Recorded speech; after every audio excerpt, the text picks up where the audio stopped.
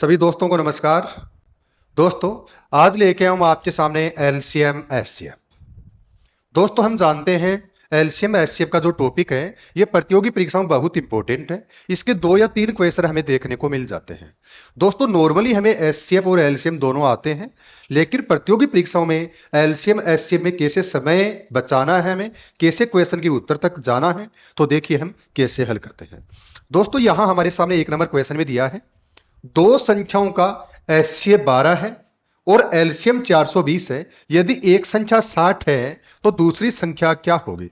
तो दोस्तों, जब हमें एलसीएम भी दिया हुआ है और हमें एचसीएफ भी दिया हुआ है, एक संख्या हमें दी हुई है, दूसरी संख्या पता करना है, तो उसके लिए क्या करते हैं देखिए। दोस्तों, हम क्या करेंगे, एचसीएफ गुणा एलसीएम। एलसीएम कितना है 420। इन दोनों को गुणा करेंगे और डिवाइड करेंगे। किससे करेंगे, जो एक संख्या दी गई उस संख्या से। एक संख्या में कितनी दी गई है 60। इसको हम हल करेंगे तो हमारे पास दूसरी संख्या आएगी। अब हम क्या करेंगे, यहां 12 की जगह पे 1 लिख देंगे, 60 की जगह पे 5 लिख देंगे। अब हम 420 के अंदर क्या करेंगे, 5 का भाग देंगे। तो इसके अंदर 5 का भाग कितनी बार गया, 84 बार। कैलकुलेशन आपका थोड़ा अच्छा होना चाहिए। मैंने आपको यहां तरीका समझाया है, जब एलसीएम एचसीएफ आपको दिया हुआ रहे, एक संख्या दी हुई रहे, दूसरी संख्या पता करना है, तो इस तरह से आप करोगे। यह समझ में आ गया होगा आपको। चलते हैं अगले क्वेश्चन में। दोस्तों, अगले क्वेश्चन में हमें बोला गया है 3 संख्याएं हैं, संख्या 18, 24 और 30 है। इनका एलसीएम क्या होगा, ऐसा हमें पूछा गया है। तो दोस्तों, प्रतियोगी परीक्षाओं में एलसीएम कैसे पता करते हैं देखिए। दोस्तों, यहां जो बड़ी संख्या होती है उसके साथ कोई छेड़खानी नहीं करनी है। 30 का हमें 30 ही रख लेना है। हम पहले 30 को 24 के साथ हल करेंगे तो 30 और 24 में बड़ी से बड़ी कौन सी संख्या का भाग जाता है, तो 6 का जाता है। 6 का भाग 24 में कितनी बार गए, 4 बार। तो यहां आपको 4 लिख लेना है। उसके बाद 18 और 30 को हम हल करेंगे तो 18 और 30 में बड़ी से बड़ी किस संख्या का भाग जाता है, 6 का जाता है। 18 में 6 का भाग कितनी बार गया, 3 बार। अब आपको क्या करना, 3 को 4 से गुणा करना। 3 को 4 से गुणा किया, कितना हो गया, 12 हो गया। 12 को 3 से गुणा करो, कितना हो गया, 36 हो गया। उसके आगे जीरो लगा दो, उत्तर 360 हो गया। तो दोस्तों, प्रतियोगी परीक्षाओं में जब आपको एलसीएम पता करना है, जो आपको तरीका बता रहा हूं, इस तरीके को वहां यूज करना है। चलते हैं अगले क्वेश्चन में। दोस्तों, अगले क्वेश्चन में हमें क्या दिया गया है देखते हैं। अगले क्वेश्चन में बोला है दो संख्याओं का अनुपात 3:5 है, उनका एचसीएफ 7 है, तो उनका एलसीएम क्या होगा, ऐसा हमें पूछा गया है।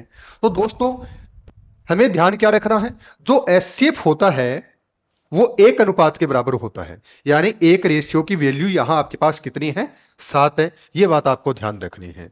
तो एक रेशियो की वैल्यू आपके पास 7 है, तो 3 की कितनी होगी, 21 होगी। उसके बाद 5 की कितनी होगी, 35 होगी। अब आपके पास दोनों संख्याएं आ गई। संख्या कौन कौन सी है, 21 और 35 है। इनका हमें एलसीएम पता करना है। तो इन दोनों में बड़ी से बड़ी किस संख्या का भाग जाता है, हम देखते हैं। बड़ी से बड़ी संख्या 7 है, जिसका दोनों के अंदर भाग जाता है।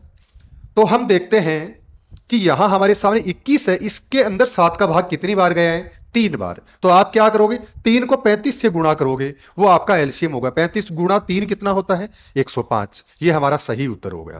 तो दोस्तों, आपको ये खेल समझ में आ गया होगा कि प्रतियोगी परीक्षाओं में एलसीएम कैसे पता करना होता है। चलते अगले क्वेश्चन में। दोस्तों, अगले क्वेश्चन में बोला है वह सबसे छोटी संख्या कौन सी है जिसे 12, 15 और 20 से भाग देने पर प्रत्येक बार 5 शेष बचे। तो दोस्तों, हमें करना क्या है, यहां 12, 15 और 20 का एलसीएम लेना है। तो 12, 15 और 20 का एलसीएम हम कैसे लेंगे, अभी मैंने आपको तरीका बताया था। तो हम क्या करेंगे, 20 और 15 को हल करेंगे। 20 और 15 पे बड़ी से बड़ी किस संख्या का भाग जाता है, वो भाग जाता है 5 का। 5 का भाग 15 में कितनी बार गया, 3 बार। 20 को तो 20 ही रखना, मैंने बोला था बड़ी संख्या को कभी भी छोटा नहीं करना है। उसके बाद 12 और 20 को हल करेंगे। 12 और 20 से बड़ी किस संख्या का भाग जाता है, 4 का। 12 के अंदर 4 का भाग कितनी बार गया, 3 बार। अब दोस्तों, आपको यहां ध्यान ये रखना है, अगर बड़ी संख्या में छोटी संख्या का अगर भाग पूरा पूरा चला जाए तो छोटी संख्या को कैंसिल कर देना है। अगर दो संख्याएं बराबर अगर आपके पास आ रही हैं तो उसमें से एक संख्या उसको कैंसिल कर देना है। अब आपके पास बचा कितना, 3 और 20। 3 को 20 से गुणा करोगे, कितना होता है, 3 गुणा 20 कितना होता है, यानी 3 को मल्टीप्लाई करना किससे, 20 से। तो हमारा उत्तर कितना आया, 60। अब हम क्या करेंगे, जो 60 हमारे पास आया है ये उन तीनों संख्याओं से डिवाइड हो रहा है। 12 से भी हो रहा है, 15 से भी हो रहा है और 20 से भी हो रहा है।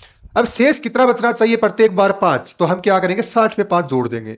60 में हमने यहां 5 जोड़े, हमारा सही उत्तर क्या होगा 65 यानी 65। क्योंकि हमें सबसे छोटी संख्या पूछी है तो सबसे छोटी संख्या है वो यही होगी। बड़ी संख्या कोई भी हो सकती है और भी आगे बहुत सारी बड़ी संख्याएं हो सकती है, लेकिन जो सबसे छोटी संख्या है वो एक ही होगी, कौन सी 65। चलते हैं अगले क्वेश्चन में। अगले क्वेश्चन में दोस्तों हमें बोला गया है वह सबसे छोटी संख्या कौन सी है जो 8, 12 और 15 से पूर्णतः विभाजित हो। तो 8, 12 और 15 से विभाजित होने वाली संख्या हमें पता करना है, तो हम क्या करेंगे इन तीनों का एलसीएम लेंगे, 8 का, 12 का और 15 का। 15 और 12 में बड़ी से बड़ी किस संख्या का भाग जाता है 3 का। 12 में कितनी बार गया 3 का भाग 4 बार गया। 15 का यहां 15 लिख लेना है। 8 और 15 को हम हल करते हैं, हम देखते हैं किसी भी संख्या से दोनों नहीं कटती है, तो 8 का यहां 8 रख देना है। अब आपको देखना 8 और 4 में कोई बड़ी संख्या छोटी संख्या से डिवाइड हो रही है क्या, तो हमें पता है 8 4 से डिवाइड हो रहा है, तो 4 को यहां कैंसिल कर दो। इसका एक तरीका भी मैंने आपको बताया था, जब बड़े बैठे हों वहां छोटों का काम नहीं होता। यहां 8 है तो यहां 4 का कोई काम नहीं है, 4 को हटा दिया, 8 को 15 से गुणा करो, उत्तर कितना हो जाएगा 120। तो दोस्तों प्रतियोगी परीक्षाओं में हमें इस तरह क्वेश्चन को हल करते हैं। चलते हैं अगले क्वेश्चन में, देखते हैं क्या है क्वेश्चन। दोस्तों अगला क्वेश्चन हमें दिया है दो संख्याओं का गुणनफल। यहां क्वेश्चन किसका बन के आ गया है गुणनफल का। दो संख्याओं का गुणनफल 4320 है और उनका एचसीएफ है वो 12 है। यदि एक संख्या कितनी है 60, तो दूसरी संख्या क्या है ऐसा हमें पूछा गया है। तो दोस्तों हम यहां देख रहे हैं हमारे सामने यहां क्वेश्चन है वो थोड़ा अलग टाइप का बन के आया है। तो यहां देखिए इसने हमें भ्रमित करने के लिए यहां हमें एचसीएफ दिया है, ठीक है, या और कुछ हमें बोल दिया जाता। लेकिन एक इजी इसका तरीका है कि जब एलसीएम और एचसीएफ, ठीक है, उसकी बात की जा रही हो क्वेश्चन के अंदर और दो संख्याओं का हमें गुणनफल दिया है, तो दो संख्याओं का गुणनफल कितना 4320 है। इसमें से एक संख्या हमें दी है तो इस संख्या का हम भाग देंगे, दूसरी संख्या हमारे पास आ जाएगी। तो हम क्या करेंगे 4320 के अंदर 60 का भाग देंगे, 0 से 0 चला गया।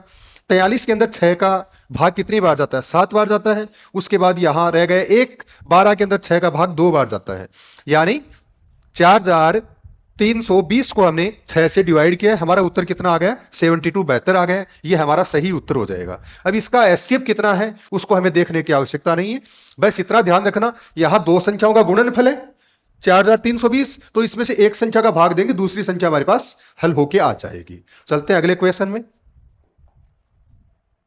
अगले क्वेश्चन में क्या बोला है देखते हैं। हमें बोला है 24, 36 और 54 का एचसीएफ क्या होगा। दोस्तों अभी मैंने एलसीएम कैसे पता करते हैं उसके तरीके आपको बताए थे, लेकिन प्रतियोगी परीक्षाओं में एचसीएफ कैसे ज्ञात करते हैं एक बार वो भी समझ लो। यहां आपको क्या करना है दोनों संख्याओं का अंतर लेना है। 24 और 36 का अंतर कितना है दोस्तों, वो है 12 का। उसके बाद आपको इन दोनों संख्याओं का उत्तर ले लेना है। 36 और 54 का अंतर कितना है 18 का। अब आपको इन दोनों का अंतर ले लेना है, 12 और 18 का अंतर कितने का है 6 का। तो इस क्वेश्चन के लिए आपका सही उत्तर है वो क्या हो गया 6। तो दोस्तों जो मैंने आपको यहां तरीका बताया है प्रतियोगी परीक्षाओं में आपको एचसीएफ इसी तरह ज्ञात करना है।